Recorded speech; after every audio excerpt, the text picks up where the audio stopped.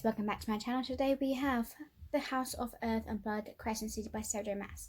So guys, this is actually the first book. There's actually going to be a second book coming out next year. Who would have thought there would be a second series? I did not know this. But obviously you can tell when you're reading the book that there's going to be another season to it. It's like a series to it. But then some of the books, when you think they should have another series, they don't. Do you ever get that feeling? I do. This book was definitely in some good priority things that I really enjoyed. So glad I finally got it. I did buy this from another person, but not realising the views that they were just the person takes your money and literally doesn't send anything at all. Some people saying, yeah, it came in good time, but I'm like, yeah, this did not come in at all. I'm still waiting it. Then obviously I've got a refund for it. Thank God for that. So this is this book. I love the cover. The cover is amazing. Look at it. It's so pretty. Yes, this is in hardback as well. Look at the cover. That's so pretty. And I got this online, guys. So I'm loving this. Now, went past it. We always love, really, a good little thing like this, don't you? The Dead Gate, the Bone Quarter, you got the Estrossos River. So if I said that wrong, but you got the Black Dock, you got the Griffin, Antiquities, you got the Heartgate. Do you know the Old Square? It's so true to see it like this. This is the Crescent City. So, this book will go on for like 17 quid though. That's crazy. Bound by blood, tempted by desire, unleashed by destiny. Excuse me. Bryce Quinlan used to light up the Crescent City, parting... Sorry about that, kind of got offsided. So yeah, Bryce Quinlan used to light up the Crescent City, partying all night to the clubs with the strict classes of angels, shifters, humans, and fey merged into a sea of beautiful bodies. And then a demon murdered her closest friend. 2 years later, when the supposed killer is behind bars, but the crimes start up again, the city's leaders command Bryce to help investigate. They assign an unsafe fallen angel, Hunt Athlia, sorry I can't pronounce the name, you know me, to make sure she does. But as Bryce tries to uncover the truth and resist her attraction to the brooding angel who shadows her every step, she finds herself following a trail that leads deep into her own dark past. And it gets interesting. It gets so good. You're like, hello there. Yes, please. So, Bryce is 23 years old, half a assistant at the Griffin at Antiques. The shop is located in an old square owned by a 400-year-old enchantress, Jesper Roger. Bryce's job is to welcome clients and keep an eye on the secret archives. Oliver Heber, a tiny fire sprite, and a sphinx, a chimera. I love when they kind of put books, stuff that has chimeras in it, or a fire sprite, you know? It's different. Bryce's best friend is Danica, granddaughter to the werewolf Prime and alpha to the pack of the devils. They live together and recently got matching tattoos on a drunken night out, which says through love all is possible. Breaking news that Philip Briggs has just been released from jail on a technicality. A leader of the human rebellion in Paraguay. He was caught by Duncan's pack planning to blow up a nightclub to spread war between the human and Vanagar. Those were magical abilities and longer lives. So Danica is meeting with the Archangel Macan, government of the Crescent City, the wider Valbara, to complain about this. While Malco rules the city, he is also the head of the central business district and joined by the 6 other heads who each control a district. These are the Prime Wolves in Moonwood. You have the Fey Autumn King in the 5 Roses. The Underking of the Bone Quarter. You have the Viper Queen in the Meat Market. You have the Oracle in the Old Square and the River Queen beneath the Astros River. So that's like different, you know. The 7 districts, Afro Meadows, is the human district which has no head. So Bryce Moonwise has been tasked by Jasper by finding Luna's horn, an ancient fey relic, which was stolen during a recent power outage from Luna's temple.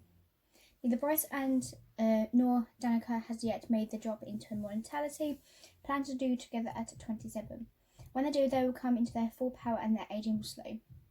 Bryce is not expecting to gain much power and a half-human horse who hasn't dropped. It's considered valuable. Only her protection is a very expensive arch-Nestor's amulet lent to her by Jasper, which protects her from magical influences. So Bryce's mother is Ember Quinlan, a human. Her stepfather Randall raised her and taught her to shoot. Her biological father is an important Fae who was a full Fae son, her half-brother, Renian Danya. Danica's pack is her family, includes Connor, second and 5 others. Bryce and Connor's pack, Ethan, are considered honorary members. Danica and Bryce are also friends with Fury, who may have not been an assassin, mercenary, or of an unknown prodigy, and Juniper, a Fae and a ballet dancer. On the way, Danica and Bryce stopped in by the Heart Gate in the Old Square. Each district has a gate line lanes run between them. Given a drop of magic, people at different gates can talk to one another on each. A play reads, "The power shall always belong to those who give their lives to the city." So when Raid arrives late, Bryce dumps in. She texts Connor to say she'll go out with him, meet Fury, Juniper to go clubbing, taking drugs and drinking heavily as she dances and texts Danica. So yeah, there's a lot of that stuff in there. Bryce stumbles home to find the door smashed and Danica and the pack in pieces. She sees a demon escaping and chases after it, catching up to it and starts feasting on a downed angel. She hits it and gouges her leg and arm and runs. She tries to keep the angel alive. Once found, Bryce is taken to a holding cell and watched over by 2 angels. Israel, a leader of the 33rd Legion, and Martial Terran, his most elite warrior unit. Hunt Athia is his unofficial number 2 Mercia personal assassin. He has a very rare and powerful affinity for lightning and is more widely known as the Umbra Mortress or Shadow of Death. Someone calls saying that he's Bryce's distant cousin and insists they let Bryce go. He's the son of the Orton King and the crown prince of the Bavarian Fae and Starborn, possessor of an extreme rare Fae magic. On top of this, he has the power over mist and shadows and is rumored to be telepathic. Why could I just say that word? So days later, Ethan texts Bryce to say she is not welcome at Danica's funeral. Because they're all blaming her pretty much. Almost 2 years later, Bryce is meeting the Maximum Tenford, a 2-year-old vampire, at the White Raven to sell him an artifact. Later, Hunt and Israel visit Bryce at the shop to tell that Terry was killed after his meeting with her. The injuries match with those of Danica, suggests her murderer is out there. Maas arrives and asks for her help finding the culprit, as she's the only link between the murders. She needs to have the situation under control ahead of Archangels.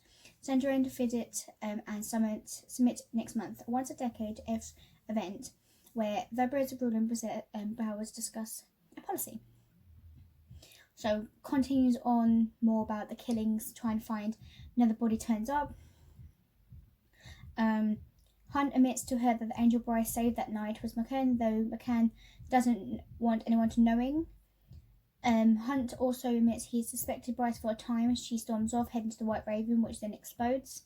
The bomb features a picture of a horn on it. It was supposedly planted by human rebels. Hunt moves in with Bryce to provide around the clock protection. So they think something's going to be after her. There's been another murder on a security guard for Luna's temple, and Bryce noticed all the murders occurred near ley lines. Declan, meanwhile, discovered the camera's footage from the night of the theft had been swapped. Bryce and Hunt both suspect Sabrine, Danica's hateful mother, as she's the one of the few who had access, but they need evidence. Once they made it home, they caught mid-kiss by Sabrine, who arrived gun in hand. They accused her of killing Danica, and she denies it, telling them that it was Danica who stole the horn. Sabrine simply covered her for her to protect her legacy.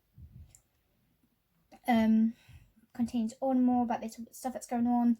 You know, there's so much stuff that you're like, oh my god, what just happened in this? And stuff like that, and reveals that Danica stole it. So McCann tells Bryce she has the horn. that Danica stole it, ground it in the dust, mixed it with the witch ink, and tattooed it on Bryce's back when she was too drunk to say no. Its shape does not change its power, and McCann hopes that by injecting Bryce with Scythe, he will heal the horn, and along a blast of his own magic, and give it the power to be required to activate it. So Danica basically had plans to do something about it, you know. Soon becomes a kind, however, stole the experiment footage. Akeo released a batch of snitch to the streets, knowing Danica would be worried and tried to round it up. She did, and he caught her with it. He demanded she steal the horn for him to return for her not arresting her. Quite nice. So pretty much. Ina disobeys Sabrine's order, stays in Moonwood, and joins Bryce along with the rest of the city's cannoners, shifters, and animals. Just as the last shelters close the door, Bryce shoves Ethan inside, leaving her outside alone. Ow. So Hunt is healed. So this is pretty much the end. Hunt is healed and given Bryce chest compressions. When she wakes, he takes her home, and Regulus, one of the Astros, calls in thanks for her protecting the city. He frees Hunt, removing the tattoo. They forgive McKay and Chandral's murders, but they try to stay silent. But what really happened from that one? To use their powers with scratch and never sound the horn. If they do, they will face repercussion. And I was like, oh my god, that's like intense, and I'm really talking about a lot of it, so sorry about that.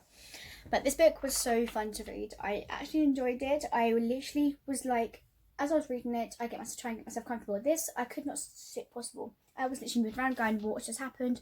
Why is this happening? Oh my god, this is much. Now I just found out there's a second book to it. Hell no, Fury. I cannot wait to read it. So there we go, guys. Thank you guys for watching, and I see you guys next time for the next book. Thank you.